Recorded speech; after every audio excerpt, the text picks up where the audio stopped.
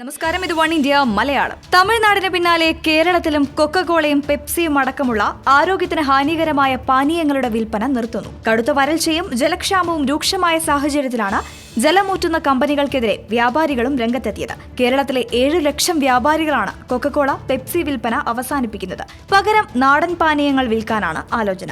വരുന്ന ചൊവ്വാഴ്ച മുതൽ കേരളത്തിലെ കടകളിൽ കൊക്കക്കോള, പെപ്സി എന്നിവ ഉണ്ടാകില്ലെന്നും വ്യാപാരി വ്യവസായി ഏകോപന സമിതി അറിയിച്ചു.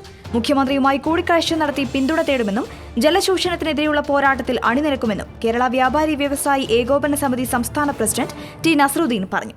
തങ്ങളുടെ അഖിലേന്ത്യാ സംഘടനയെടുത്ത തീരുമാനത്തിന്റെ പുറത്താണ് കേരളത്തിലും കൊക്കക്കോള, പെപ്സി എന്നീ ശീതളപാനീയങ്ങളെ പടിക്ക് പുറത്തു നിർത്തുന്നതെന്നും അദ്ദേഹം പറഞ്ഞു.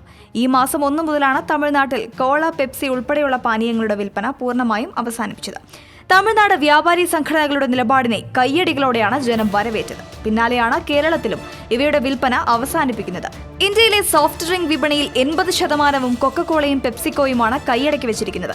കഴിഞ്ഞ സാമ്പത്തിക വർഷം 3-ാം പാദത്തിൽ തങ്ങളുടെ സോഫ്റ്റ് ഡ്രിങ്ക് വിൽപ്പന 4% ഇടിഞ്ഞെന്ന് 2016 ഒക്ടോബറിൽ കൊക്കക്കോള പറഞ്ഞിരുന്നു.